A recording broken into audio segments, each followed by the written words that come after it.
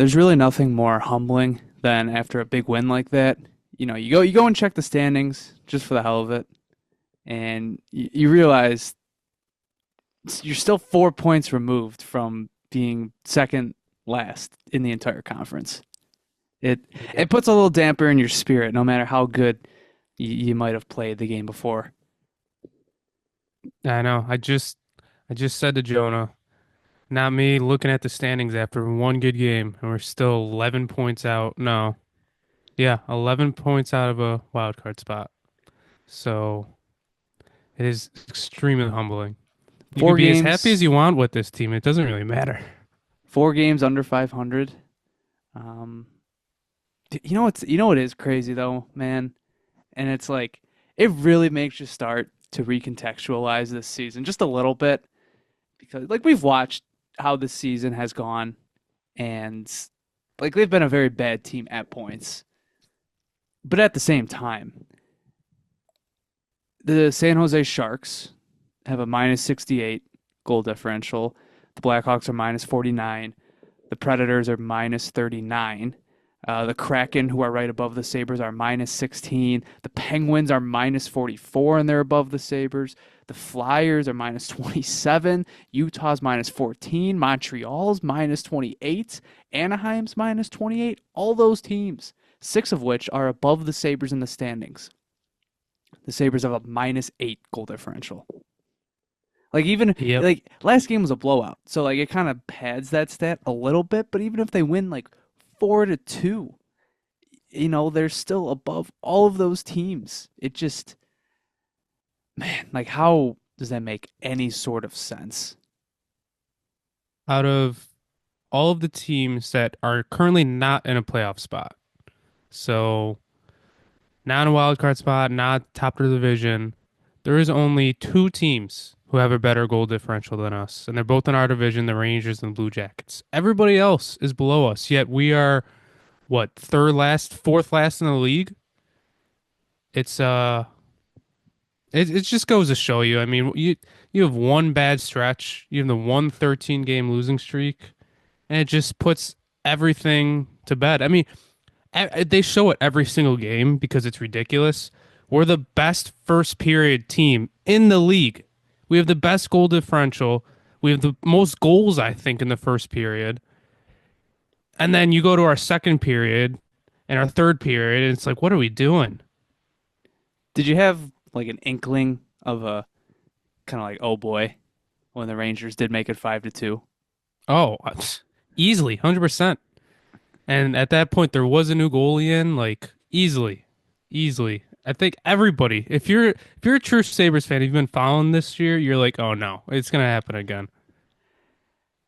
I saw this stat floating out there last night, and I just wanted to double check just today to make sure it's true. And it might change because like Dallas is playing right now, but the top two, actually, I'll frame it like this: the number one team in goals for per 60 at 5-on-5 is the Washington Capitals, who've, by the way, gone nuclear in the last 48 hours. They've scored like 15 goals in 2 games, 3.02 goals for per 60. The second highest team in terms of goals for per 60 at 5 on Don't 5 is say the it. Buffalo Sabres. It is the Buffalo Sabres, second in the league. That's like why I said last episode. I feel like this roster has played better this year, and that's like proof that we have played better.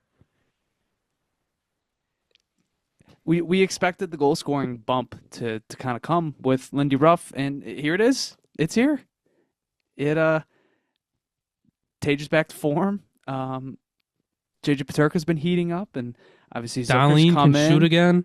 He Rasmus said Dahlin after the is game, Dahlin is a 2 point performance in his next game away from being point per game on the season. And that doesn't even go into like turning a 20-year-old Yuri Kulik into your first line center and like making it work. Damn it, man. Like, what an evil, evil season. yep, that's what they do to you. They I feel like every single season, there's always like saving grace, something good happen, there's something to look forward to. Like they always give you something. They always give you a little hope. Like even so, like we're already talking about next season, and it's like, okay, like look at these stats. Like we were actually not that bad. If we don't go on a 13 game losing streak or we get, league average goaltending, like we could maybe be in a playoff spot or at least fighting for it. Or if Dahlin doesn't get hurt, if Greenway doesn't get hurt, like they give you hope, but they're still fourth last in the league. Or even if if Luukkonen waited one season to like break out again, you know, there was no point. There was no point in him performing that well last year. As well as he did, the head coach still got fired. They still had to make a lot of roster changes. If you get last year's version, and look, it Lindy Ruff is like haunted by bad goaltending, so it's probably not as simple as that. But still, like, man, and then obviously the special teams has just killed them from day one. From day one, like a need that they at least in the case of the power play, like something that you knew you needed to fix, and it's you can't. They're so far out of it, you can't really say that one singular reason, like the power play is the sole reason, or the goaltending regression is the sole reason they're out of it. But man, just what a waste. I mean, as it currently stands right now, looking at from the gap from the Sabres to the next playoff team, which is the Ottawa Senators, like Seattle, Pittsburgh, Philadelphia, Utah, Montreal, Anaheim, the Islanders, St. Louis, the Rain. Like, how many of those teams do you think they pass by the end of the season? Isn't it sort of feels like they're due for their late season surge in the standings. I think they're gonna finish like 3 to 5 points out of a playoff spot. Like I think if they're gonna If they finish 3 points out of a playoff spot, I mean, right now they're 11 back. Like we already know they're gonna get hot. Like you could already see it. Tage is playing pissed off. Dahlin is Dahlin is just supposedly otherworldly right now. yeah, he's fully healthy. Otherworldly right now. He said after the game that he can shoot now, that he wasn't able to really shoot with confidence earlier in the season because he was fighting an injury. And since he said that, he said that the Nashville game was the first game where he felt good. He scored a goal with Sweden. He scored a goal, 2 goals, last night. Didn't he score against Nashville too? Like he he's otherworldly right now, and I don't know. It's like I see them getting hot right now, and it's like, God, like don't look at their schedule. Like if you want to feel I'm down on looking their at it team, right now. yeah, yeah. If you're like a pessimist and you just saw the performance last night, don't look at their next few games. They got the Ducks, then the Hurricanes, but then the Canadians, Sharks. Like 4 of the next 5 games should be very winnable. And I mean, after that, it gets a lot tougher, I'll say, but it's like they could easily win 4 of these next 5, maybe get, I don't know, 8 games, gain a few points of ground, and then you're like, holy crap, like, here we go. What do you want from like the rest of this season? Like just as we're talking about like, oh, here comes this impending surge in the standings. Like, do you want them to do it? Or do they're still within striking distance of a, a top five pick right now. They would still be able to get themselves like if the season ended today, like they're probably picking like Porter Martone or someone like that. Yeah, I want them to show some life. Like, I just want them to, believe that they can do it and see what they can do. And I don't know, like maybe they figure something out. Like maybe this long break was good. Everybody's healthy. Greenway's back. Dahlin's healthy. Like I want to see what this team is like at full strength. Because then, I mean, this is kind of your last evaluation period. Like if let's just say no big trades happen in these next, what, 2 weeks before the deadline. Like, this is your last evaluation deadline. It's like, if you really want to trade Cousins this offseason, like, here's your last 27 games with us. If, Quinn's been in some rumors recently. Like, let's see if he can show something or if we should really get rid of him. Or Zucker and Greenway extensions. Like, I want to see them play at their full strength so we know, you know, what we should be getting into next year with this roster and who should be staying and who should be going and show some life. Like prove that you guys do belong and that you should be in this race. And if it wasn't for one bad stretch, that we are a good hockey team. And it's like it's funny, you hear other teams, kind of talk about us and they're like, yeah, they're better than what their record shows. And I believe that. I think you believe that. I'm not saying they're a playoff team, but they are not this bad. And their goal differential shows that. Their goals 4 per 60. Like it's just show us something. Give us something to hang on to going into next season. And I want UPL to step up. I want him to play good because like I said last episode, I think he's been one of our biggest issues this year. Yeah, I'm with you there. You think about, if Luukkonen continues that upward and up and down trend, like they probably try to force Levi into that spot again, and we'll probably find ourselves, and it's not to say, we're going to talk about the Amerks, and Levi's been unbelievable as per usual in the AHL. But yeah, you kind of want to see like Luukkonen find his footing, but overall, like looking at the team, like I think we talked about this in our past few episodes. I just can't deal with the losing anymore, and I know how that sounds, but it's true. Like it just weighs on you, and if the team finishes 5 points out of a playoff spot, and you're sitting here being like, man, if they only had that 13 game winless streak, if they figured out this, if they did that. Either way, like a lot of good things probably happened, over the course of the next 27 games to get them to like that point.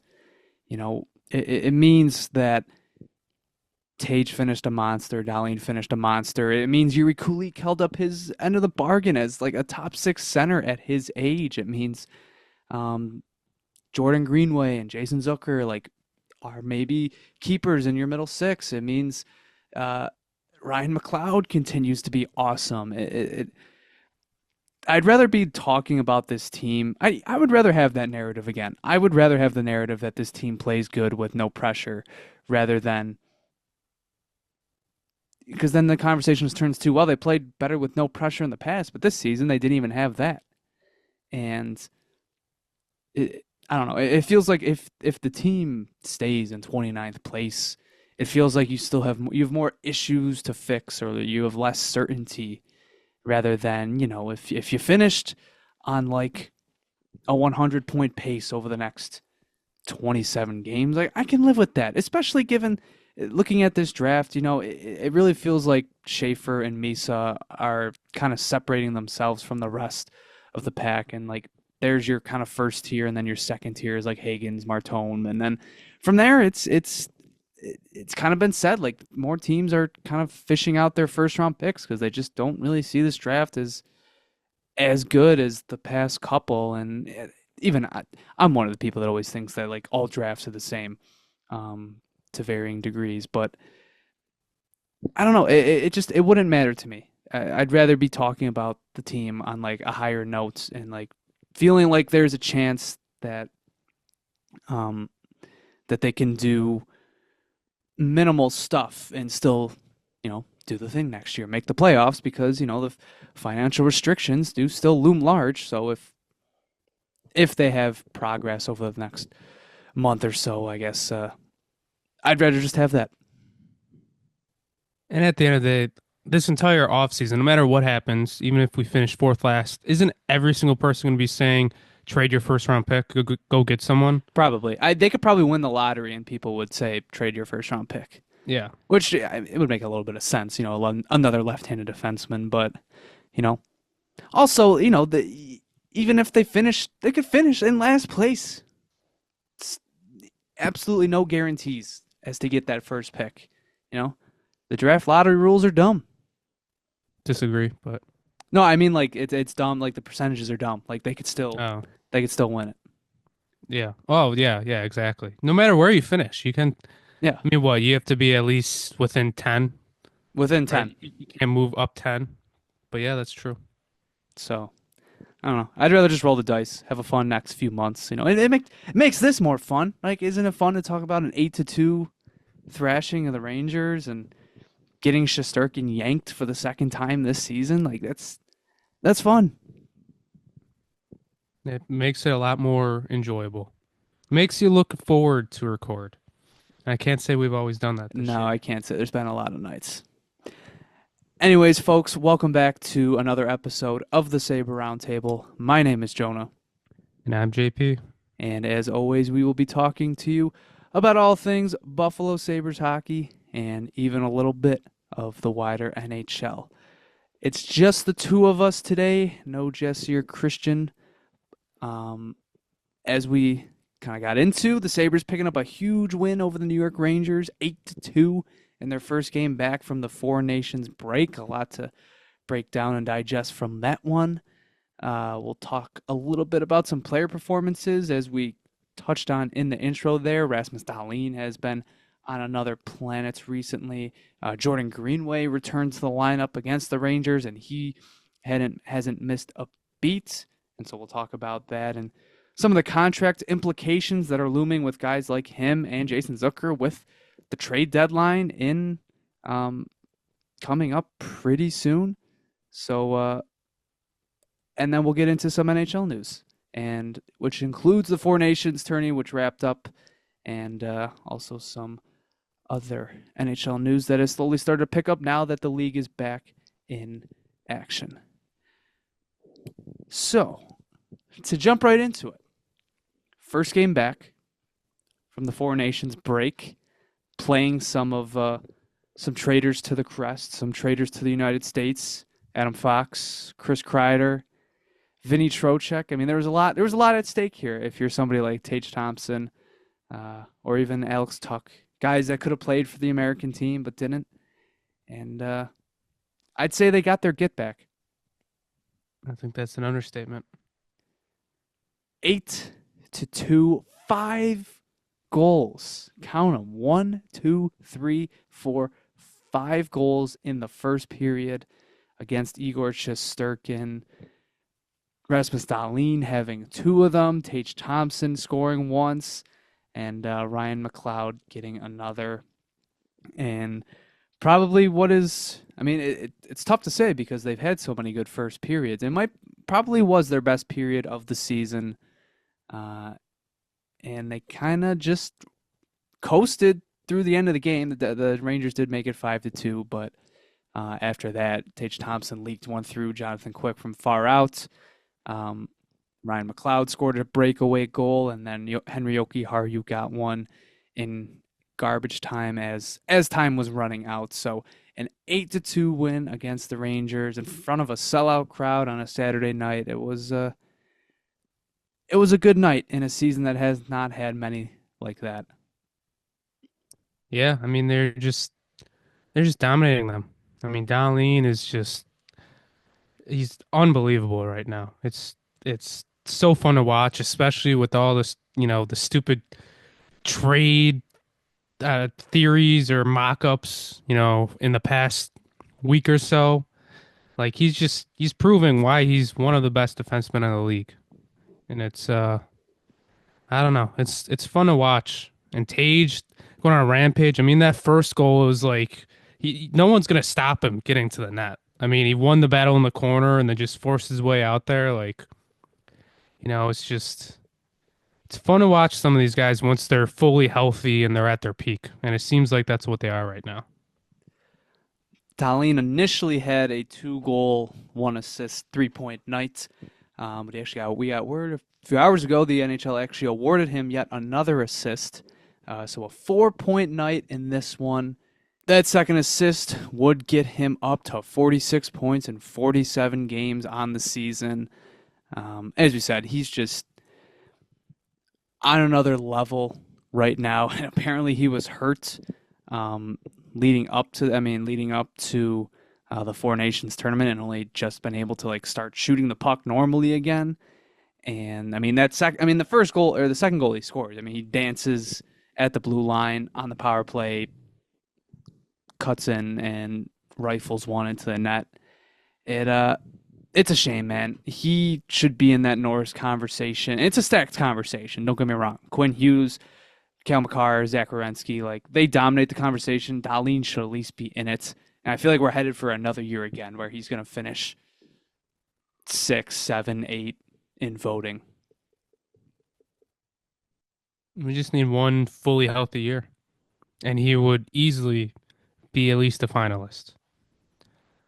But yeah, gotta get healthy. There's always Sabres players fighting something, it feels like. And then we get to Jordan Greenway, who made his return in this one. First period, just it's always funny. Like he randomly turns into like prime. Um, I don't know. Just think of the best hockey player, whatever best hockey player comes to your head, and like that was Jordan Greenway in the first period, just all over the ice, creating chances, set up Rasmus Dahlin on a breakaway. Had the primary assist on Dahlin's first goal that he just completely took over that shift. He was responsible for Jack Quinn's opening goal, rubbing out a Rangers defender along the boards and springing Quinn on the 2-on-1. Like it's just, I don't get it, man. He is just such a weird player in how he just randomly turns into a beast. With the trade deadline looming, it kind of opens the conversation up to uh, what exactly you do with him, and obviously that leaks over to the conversation with Jason Zucker. Both guys pending UFAs after this year. Zucker obviously having a career season, who we've talked a lot about, and then now you've got Greenway. You figure he's someone that a lot of teams would love to insert into their playoff lineups because of those things, because of the defensive ability, the forechecking ability, and when scouts are at games, it's you look at a night like last night. There's no way you can't notice him and notice what he's doing out there. So you would imagine that a lot of teams are seeing seeing the contract looming, the fact the Sabres could easily retain 50% and you could have an impactful middle six forward on your team for like $1.8 million. So um, what what do you think is the best course here? Do you lock up Jordan Greenway? Do you end up re-signing him, or do you kind of look at the Sabres lineup and feel like it limits a roster spot um, for someone like Zach Benson, who right now sits on the fourth line? I think this Greenaway, this conversation and the Zucker conversation is extremely interesting to me because I'm not sure you can or should bring back both if you want to switch up your lineup a little. I mean, obviously Zucker is, had a career year, but I mean, Greenaway when he's played and when he's been healthy, um, he's been one of our better players. Like Lindy's raved about him. He raved about him before the season. He's raved about him, while he's been playing, and he's noticeable when he's out there. I mean, he's arguably our best penalty killer. He's always had good defensive metrics. He's put up a little point production this year. I think he's got like 8 and 21. So what he'd be, 35 points maybe this year if he played a full season. Um, and whatever line he's on, he's made it better. I mean, the first, I don't know, 15 games of the season, McLeod, Zucker, and Greenway was like our best line. That was the line. Yeah. So, and I mean, right now, he's playing with Cousins and Quinn, who obviously had not had a good season, and he gets Quinn a goal. The line looked decent. Like, it's really interesting to see what they do here because at the end of the day, they're both unrestricted free agents going into next year. So if they don't want to come back here, um, then you're probably going to ship them out in the next 2 weeks. Like I think that's what it might come down to. If they show interest in coming back, then you probably should at least extend one of them or maybe both of them. But if they don't want to come back, like it seems like Zucker might want to come back, but Greenway, who knows? I mean, I don't even think he was with the team for an extended period while he was hurt. Everybody was wondering at one point, like, where has he been? Um, so I don't know. If you really, if I only choose one, I think I would choose Greenway. Like he's younger. He just turned 28. He might not have the point production, but I think he fills that third and fourth line role better, where theoretically Zucker probably should be elevated a little more. And since he's aging, you could see his production drop off, where you don't need as much of that production with Greenway. So I think I would choose Greenway over Zucker. And I'm not sure you can bring both of them back. I mean, I think you can make the argument absolutely because of how good both of them have played. But if you want to switch up this lineup a little, I don't know if you want to bring him back because then you're basically bringing back, most the same forward core again. Yeah, you think about next season, because I tweeted out during the game. You think about the start that McLeod, Greenway, Zucker had as a trio at the start of the season, and it's like, man, like if you just had that, like if the goal of the off season was to have those three reunited night one next year, I think that's a success. Like that's a third line that I think anybody could get up for. But moving on past that, what does the rest of your top six look like in that scenario?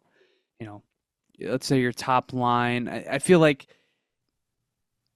Thompson, as much as we've seen him on the wing, I feel like he eventually shifts back to center. I don't know. That's something we can talk about as the season ends. I I I think under Lindy, I don't know. I can't see it happening, to be honest, at least right now, I just with can't how good he's see. played. I just can't see. You know, man, that just puts so much stress on Yuri Kulik Oh in yeah. terms of like even like if your only chance at like a legitimate top six potential first line center is really it's really just holding out for Pedersen, and that's something that could easily not happen. It's more than likely to not happen. So I feel like they just kind of get forced into moving Thompson back there. Anyways, that's something we can see how that progress. When the season ends, we'll have a better idea of where that's headed. Either way, let's say your top line, let's say it's Paterka, Thompson, um, Alex Tuck, and then your second line. It's right now. It would be with the guys that are still on the roster. It's a mix of Benson, Kulik, Cousins, and Quinn. So you conceivably ship out Cousins, but then your second line is some combination of Kulik and then Benson and Quinn. It's like no, you can't do that. So okay, like maybe you move out Quinn as well, and then try to bring in like another top six forward. It is tough. It's tough to kind of work out. You could easily just say, oh, maybe get Benson out of there, trade Quinn and Cousins, and try to acquire like two more Jason Zuckers and like kind of roll with like an even balanced top nine. But then again, like, do you want to pencil in Zach? Like, where are you penciling in Zach Benson next year? It's tough. Um, it is going to be interesting to see what like do they choose both of them? My my gut feeling right now is no. I feel like you kind of have to choose one, and I don't know who's more important in your lineup right now. It everybody's feeling the Greenway high, but when Jason Zucker comes out of the lineup, it's you're kind of left looking for goal scoring and somebody on your top power play unit. So that's the thing that makes this tough. Greenway's your best penalty killer aside from McLeod and Tuck. Um, but Jason Zucker has been, when the power play is going, it's because he's out there. Yeah, maybe it is recency bias. I mean, I feel like Zucker kind of has quieted down compared to what he was doing earlier in the season, especially the first half. Um, and obviously Greenway has legit only played one game since he's come back from an injury. He's only played 21 games this season. So, maybe it's a little premature to fully hash out this conversation right now, but I mean, trade deadline's in like 2 weeks. So Kevin Adams has to make a decision on these guys in the next 2 weeks because like either you're extending them or you're trading them. I like if you lose them for free, you're gonna be criticized and deservedly so. Um, so make a decision. Like pick one, or pick both, but don't just don't let them walk. That's all I'm asking. Don't let them walk. Whatever decision he makes, I really won't criticize because they're both good players. They're both could probably get you a good asset in return, and they would both also be good in your lineup next year. Like I could see it going any which way. Just don't lose them for free. Yeah, I think if you wake up on March 7th and it's deadline day and you don't have an extension hammered out for, I feel like especially for Jordan Greenway, like if Greenway you don't have something out for, I feel like you have to look for an asset. I feel like Zucker's the ripple effect of Zucker being traded just because he doesn't have an extension that causes a lot of lineup shuffling that's uncomfortable. Like you look at the lineup they iced against the Rangers. Like it's nice and balanced. It's not ideal. Ryan McLeod shouldn't be your second line center. Dylan Cousins and Jack Quinn shouldn't be balancing or anchoring your third line, but right now they are, and that's kind of the best they can do. And as soon as Zucker gets taken out of that, well, it's either Greenway's going up a line or Jack Quinn's going up a line. I mean, maybe you would just throw Zach Benson up there as well, which could be fine, but he's not Jason Zucker right now, so it would make it, the ripple effect would be evident, and I guess I could live with. I could talk myself into a scenario where Zucker heads into the last month without a contract, but Greenway, if you don't have something decided, I feel like you got to look elsewhere.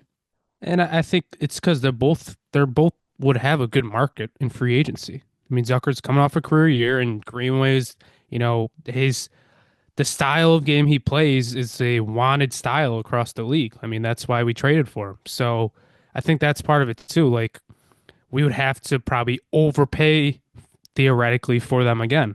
And I mean, the Zucker contract right now doesn't really look like it overpaid. It looks like it's deserved, but you'd probably have to give them another million than they would get anywhere else. So hypothetically, like looking at like realistic contract options, I feel like we've settled on like a Jason Zucker like 2 or 3 by 6 as something that's like realistic there. Greenway's a bit tougher to kind of find comps, but I feel like one that really fits is Dakota Joshua for Vancouver. Like very similar player in the Vancouver lineup for what Greenway is for Buffalo, and after that big playoff run he had last year, they gave him a 4 by 3.25, and I feel like Greenway gets a boost on top of that. So because right now he's making what 3.3 or was he 3.1? Might be three on the dot. I thought it was nine Is it 3 on the million. dot? Yeah, it might be 3 on the dot. It's low threes.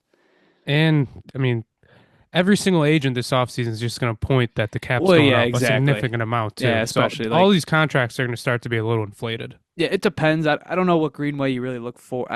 If I'm using the Joshua comp, then okay, 4 years. So 4 years for Greenway. It's probably close to 4 million ish. I feel like you don't want to go over. Um, so like 4 by 4 for Jordan Greenway versus like a 3 by 6 for Jason Zucker. Which one do you think is more ideal for the Sabres? That's tough. I mean, I think those are both realistic and good deals. I think I would lean Greenway personally. Him being younger, um, I just I don't know. I like as much as Zucker has been good this year. I just got a bad feeling that you know he, next year, we give him a bigger contract, we give him an extension, and he just doesn't provide as much value as he did this year. So that's why I think the Greenway one will be of more value and like. I think if Zucker, like what I just said, if maybe his production does go down, um, it will be tough to, give him an elevated role where I feel like even if Greenway doesn't produce, he's still a good defender. Like you could move him down the lineup and he would be just fine. I don't know if you could do that with Zucker. So that's why I think the Greenway one would be better. I don't think there's a wrong answer to this conversation. For me, I think I lean Zucker, especially if maybe you could get it down to 2 years.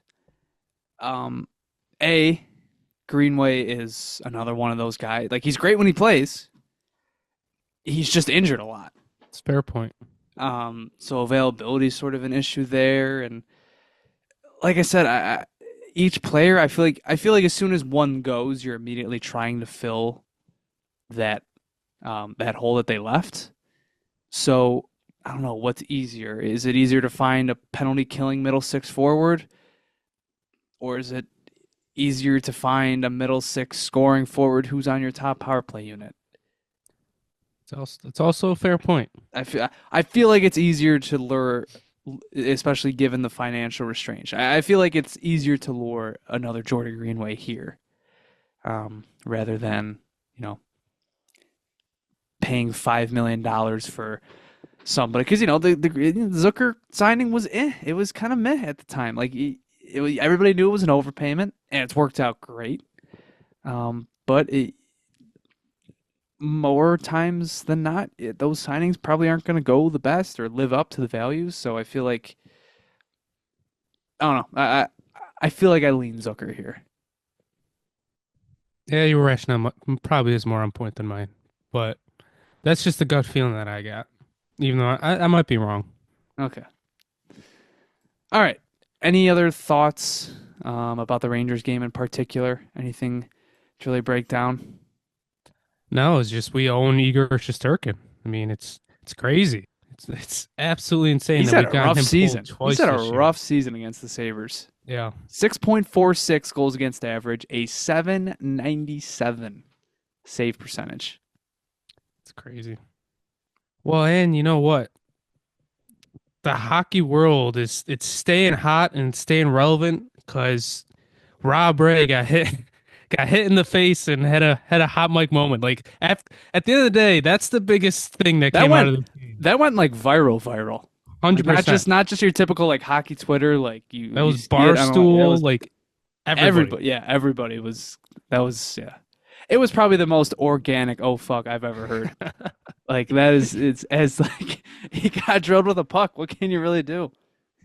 Add it to the drought iceberg. I mean, Yeah, that was that's going on there. I could watch back that video every time and I'm gonna laugh. Like it's awesome.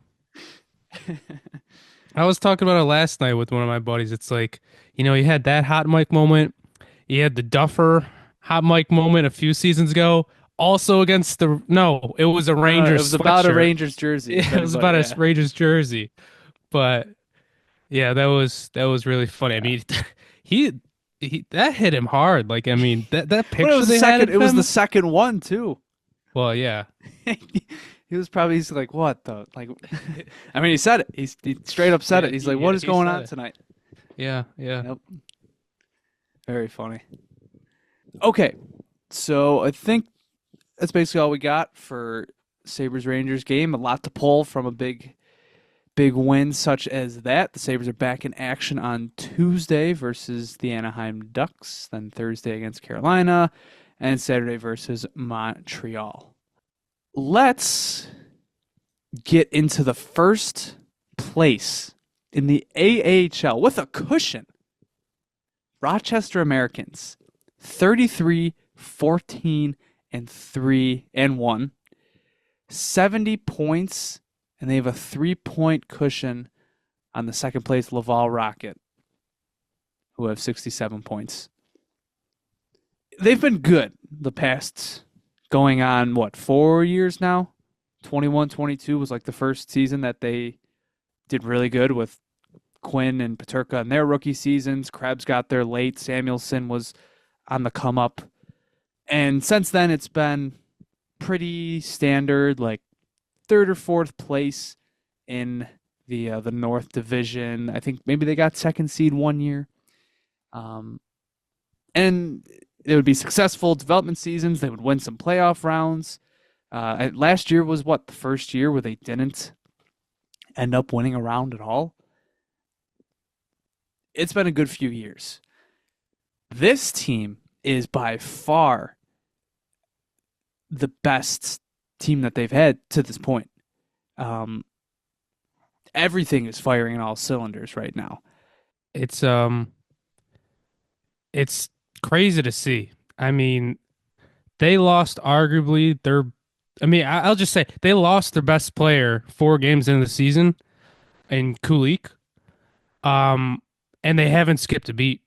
I mean, you know, once that happened, you thought, they would probably, they would lose a step. They lost their best player, they lost their best goal scorer. And I mean, Roseanne has stepped up like crazy. He's at a point per game right now. I Brett think he's Murray's second having a in good. what? Isn't he second in league scoring? He might be. I can Isaac pull that up. Roseanne is tied for second in league scoring right now.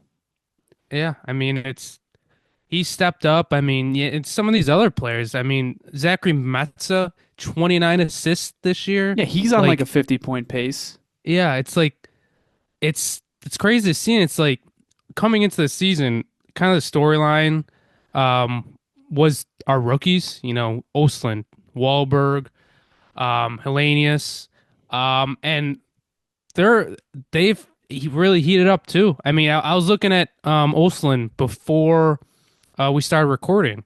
His first 12 games, he had 1 point. His last 18, he has 17 points. Like he's almost playing at a point per game. Hellenius, I think, is going through a little of a dry stretch, but I mean, he's still Shootout winner um, the other night. that's yeah. He's still seventh in our team in scoring. Wahlberg's 10th in our team. Like they're getting production up and down the lineup. Brian Johnson just scored his first Yeah, career goal. that was funny. That was Yeah, after poor Joe someone, DiBiase, man. yeah, he It just wasn't even a crazy tweet. He's just pointing out like the guy's played yeah, however many professional games. He has no goals. Everybody dumps on him, and the next game, Ryan Johnson pots his first goal. Funny stuff.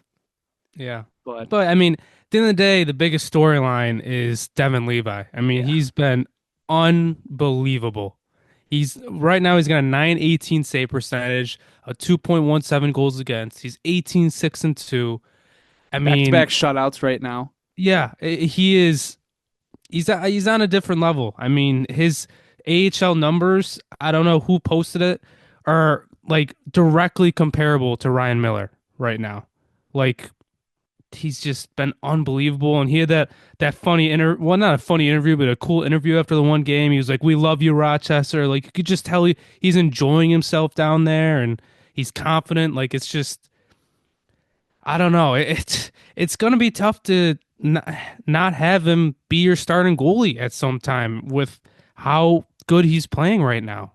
Yeah, it's a conversation that's taken a back seat last season, obviously because Luukkonen was just he was on another level.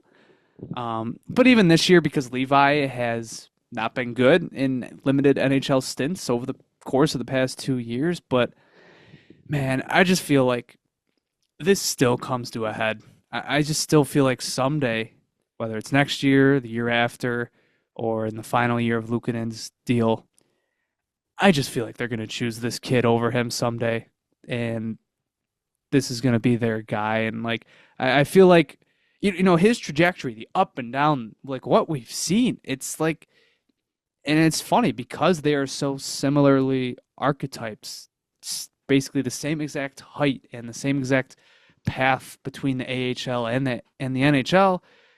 You look at what Dustin Wolf was doing this year. Guy, if Calgary makes the playoffs, I think he wins the Calder. I mean, he's 19, 11, and 3, a 912 save percentage. He's been amazing.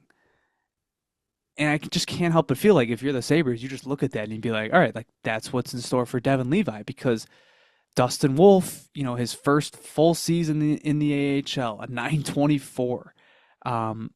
The next season, a 932. And then last year, he had a 922. Just out of this world AHL stats. But in between those periods, okay, he played one game in 2022-23 for the Flames. One goal against, 958 save percentage. But last year they gave him like a really extended stint, or not really extended, but he played 17 games. He went 7-7-1. He had an 893. Not good NHL stats. But then this year, they give him the keys. As we said, 19, 11-3, 2.63 goals against average, 912 save percentage. And he's leading like that team.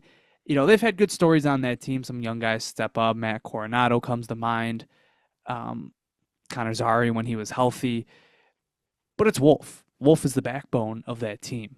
And you can't help but like see that and be like, well, as much as Levi has struggled in the AHL or in the NHL, and as much as he's looked overmatched and maybe, is still overcommittal and is still hasn't caught up to NHL shooting talent yet, you just feel like he's going to figure it out at some point. Or you have to feel like they feel that way.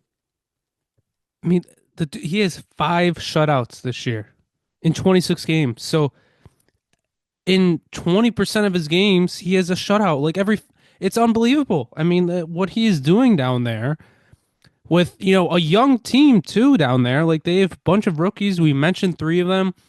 Like we're not some defensive, powerhouse down there.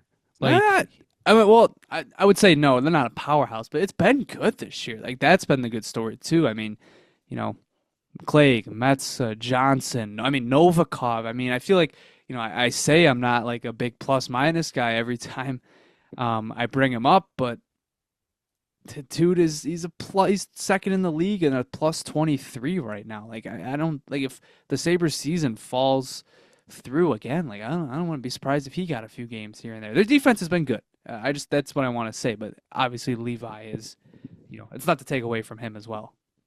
Yeah, it's just he's been standing on his head. He's been awesome. I mean, it's crazy to see how good he plays down there, and then he just struggles against NHL competition. But it's gonna translate.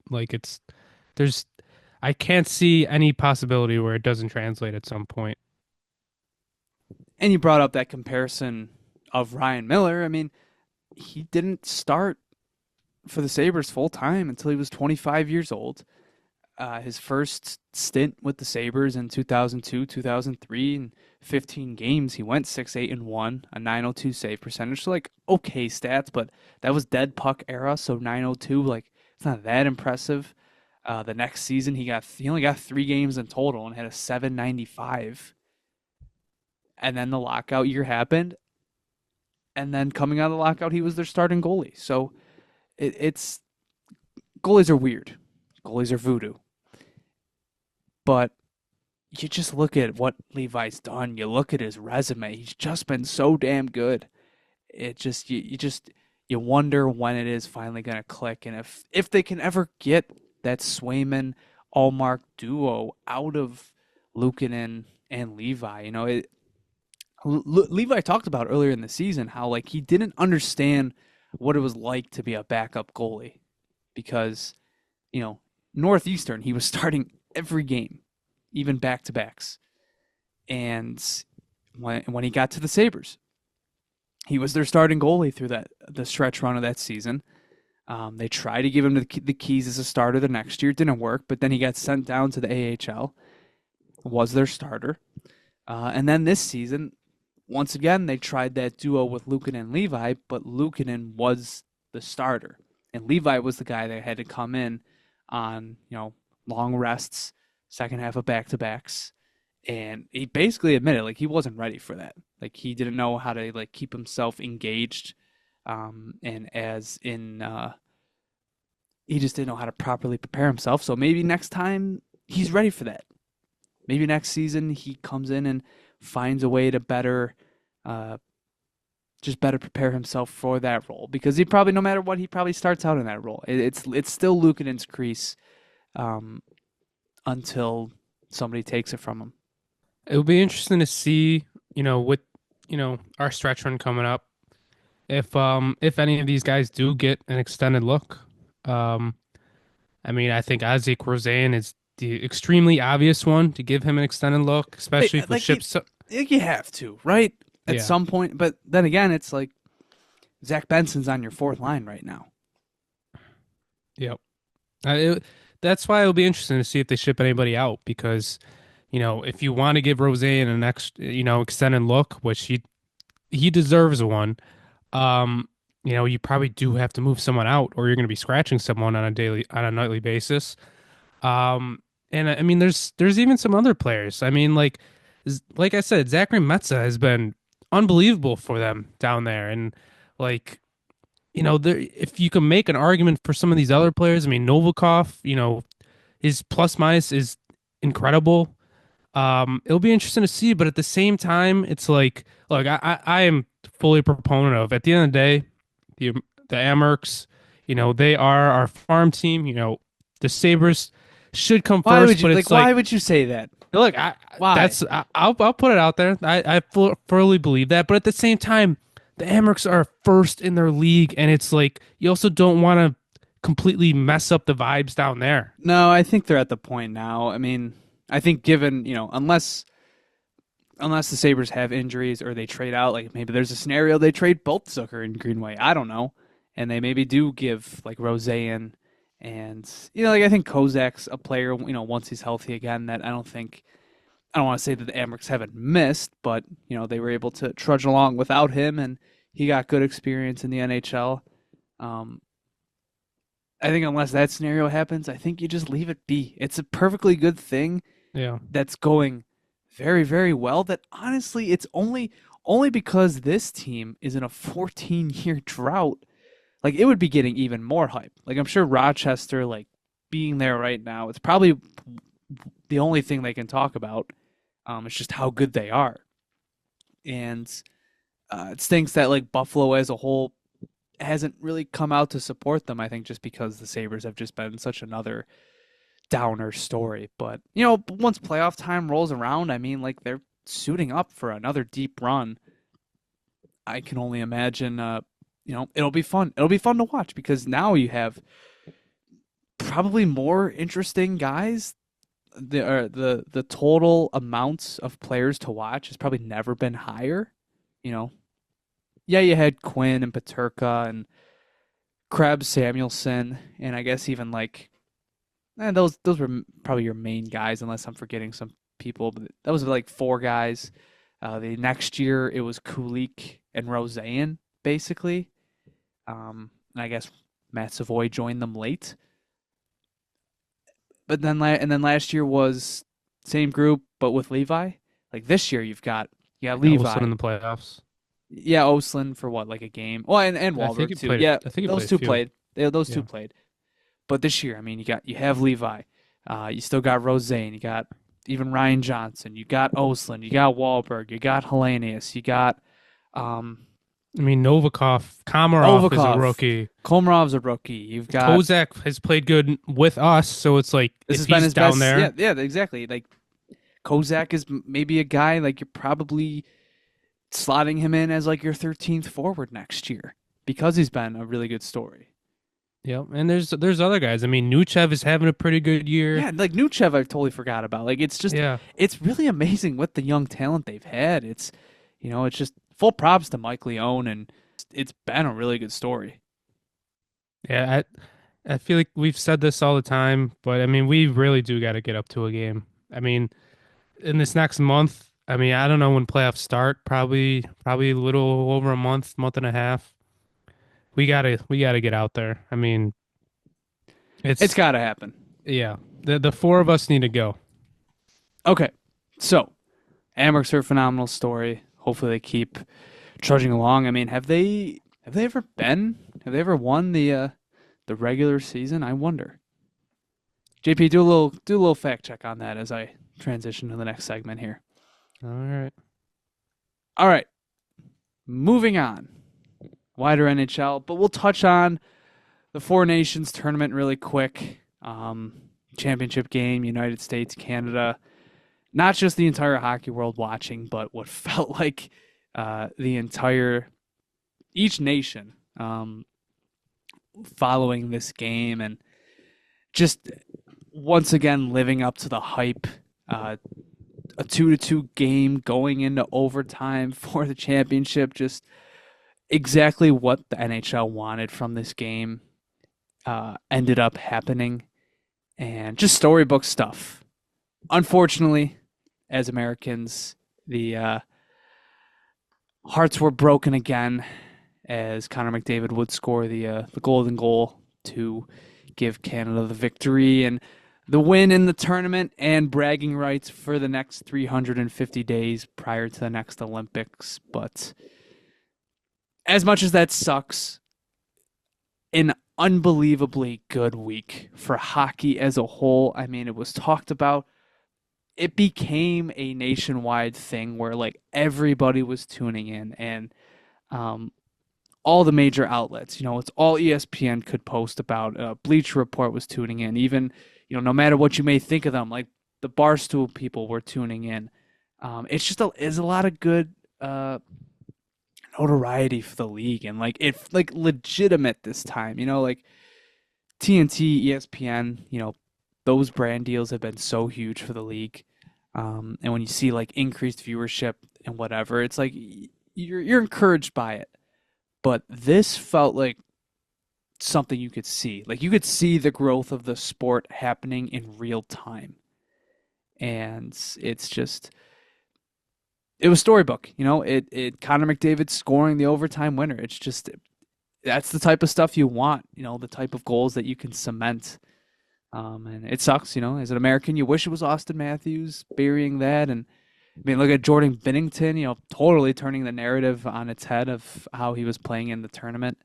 It just an incredible week, 2 weeks for hockey, and it's gonna be remembered as like kind of how the World Cup in 2016 was, where it's like this kind of one-off thing, and like obviously the World Cup isn't one-off now, but like the idea of like Team North America and Team Europe, like those ideas are one-off, and I think like this four nations kind of condensed tournament all happening in a short period. It's going to be a lot of nostalgia for it, I think, as soon as next year. But once again, total NHL deserves to pat themselves on the back for this one. Just tremendous stuff all around.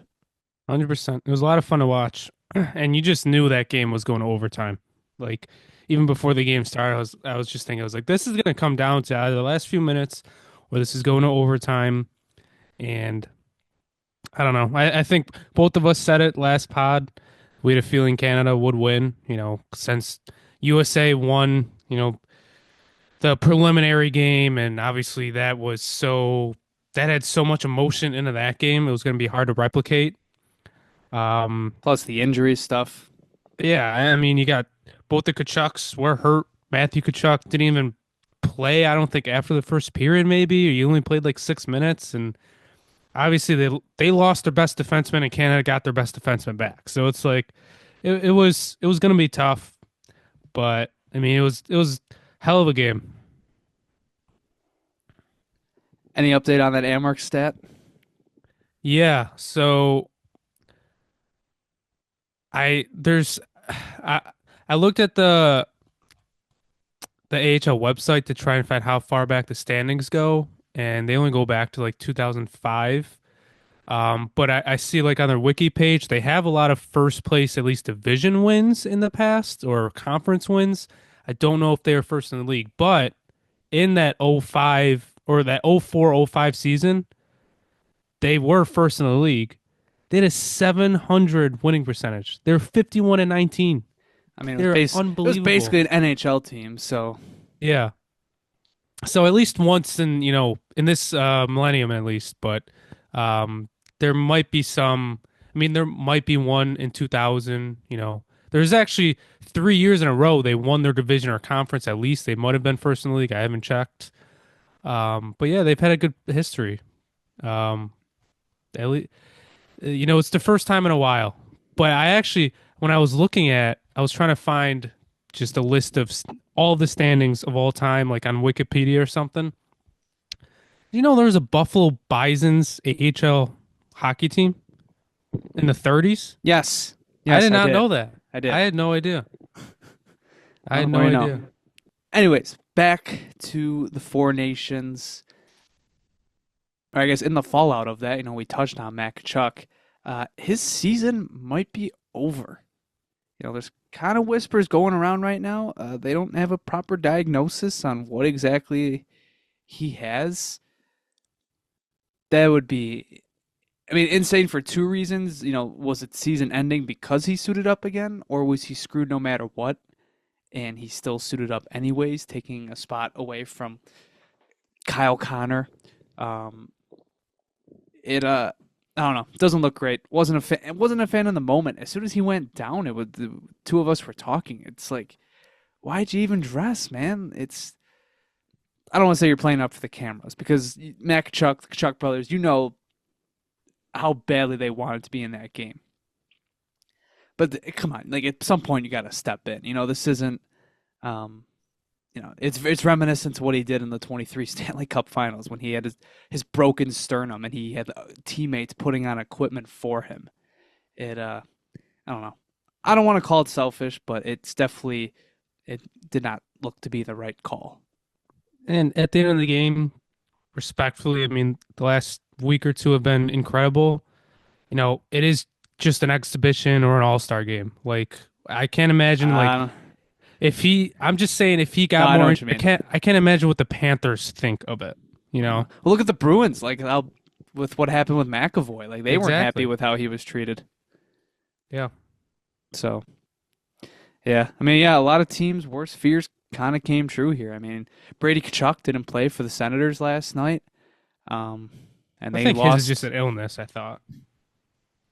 I didn't. I guess I didn't read up exactly on what it was, but I saw a lot of Senators fans mad that like, hey, you could fight through it for the Four Nations Championship, but we're in a playoff race and we just lost 2 points to some. I mean, they lost to Montreal in regulation. They are still pretty close. So yeah, the fallout has been somewhat interesting.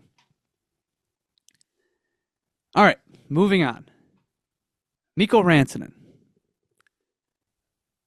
Earlier in this season, about a month ago, one of the biggest trades in years, possibly ever for the NHL. Mid-season with that swap with Marty Necas and Jack Drury. All everybody could talk about was how a player of his talent, as good as he was, got moved in season. And yet, since that trade went down, it's been a little lackluster. He only had, off the top of my head, 2 points in his first 6 games with Carolina. And overall, he's sitting at 3 points in 7 games with Carolina. So, shocker. Somebody not being able to score on the Hurricanes. Stop me if you've heard that one before.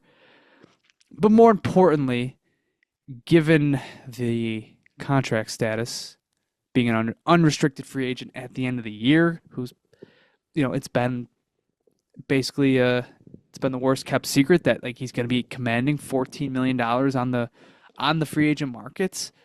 Um, there's been talk he is hesitant to sign with Carolina, which is sort of unsurprising, but the effect of that or the possible outcome is he might be dealt again. He might be flipped at the deadline, which is crazy to me. Just so crazy. How bad would that look for the Hurricanes? It's funny because everybody was pumping Tulski's tires. Like, oh, see the nerds in office now. Everybody look out. This would have never happened with your traditional Lou Lamoriello old head GM. And it might be a gamble that has backfired immensely, especially looking at what Marty Necas has done in Colorado. I said when we talked about the trade that I didn't think it changed that much. Like I did think that Rantanen's a better player. I still sort of do, but I don't know, man. It's kind of proving that like McKinnon and Makar are like the drivers of that team more than maybe Rantanen was. That's gotta hurt you to say. Knowing Makar hater, I guess you could say. Noted, noted. I won't. I won't contest that. It's clearly McKinnon though. Like it's clearly Well, McKinnon. yeah, yeah, yeah. Anyways, but yeah, it'd be crazy, especially given his contract right now. Like a team could pick him up for what $3.2 million if Carolina 50% retains. Hey, he gets to this offseason. Sabres could be in contention. I mean, here we go. It's gonna be interesting if he really does continue to struggle there. Even if he's like just point per game. You think of Mikko Rantanen a few months ago, he's this 100 plus point player the past 2 seasons.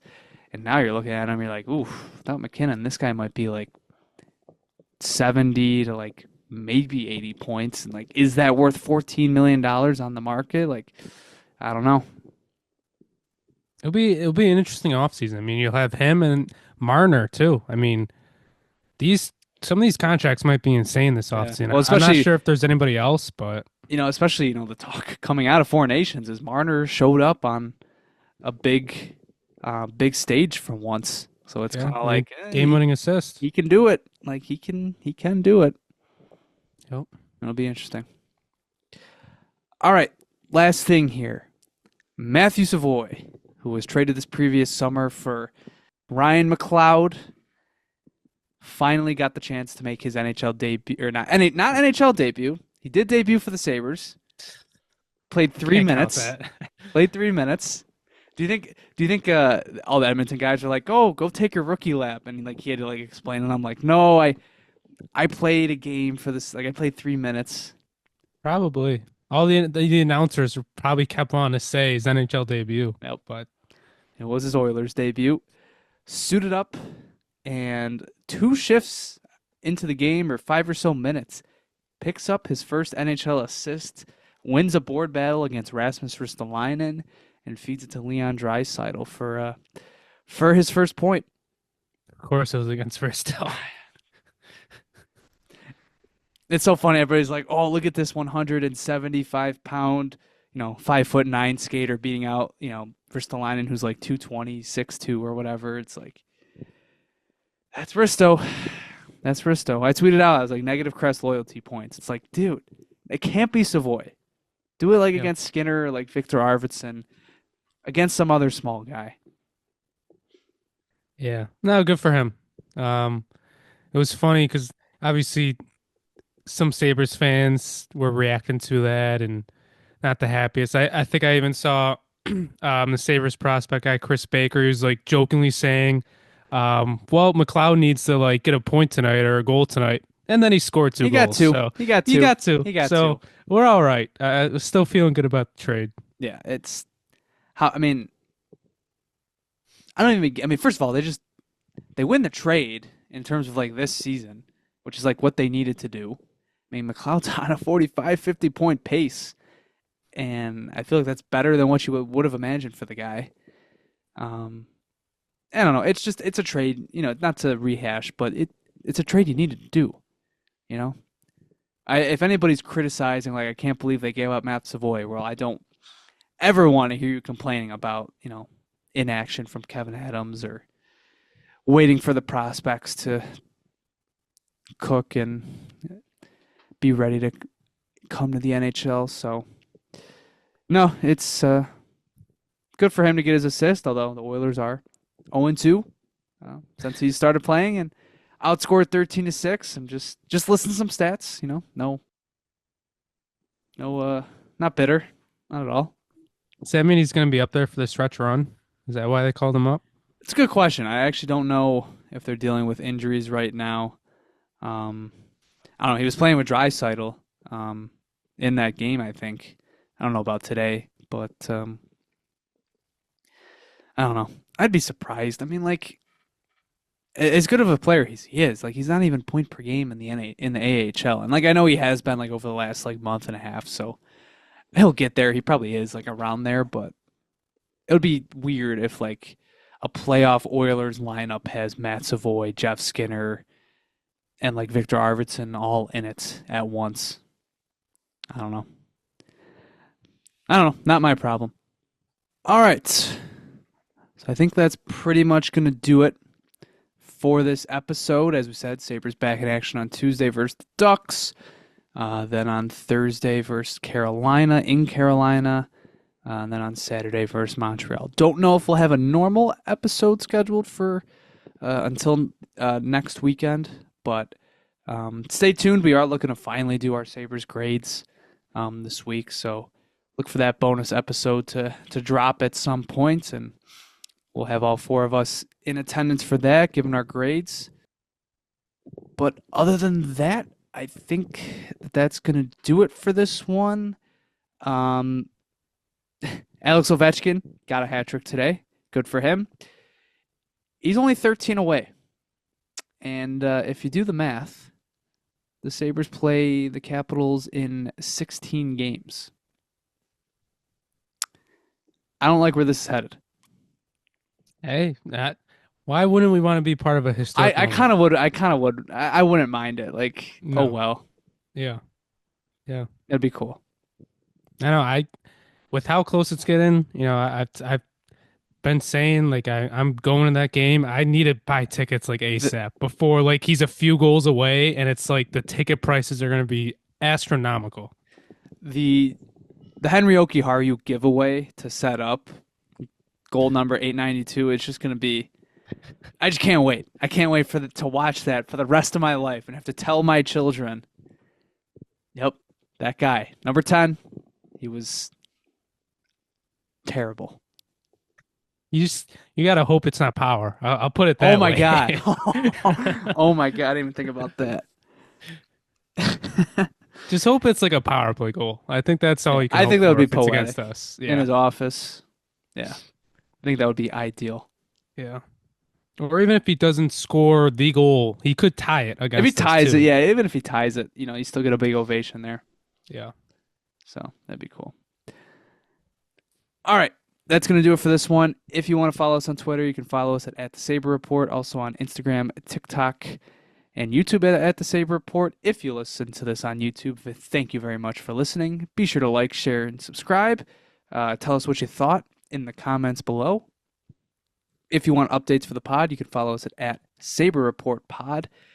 Go give our friends over at the Buffalo Sports Talk podcast a listen. Big week for them. They are now under the Built-in Buffalo umbrella for Bill's podcast, so great news for them.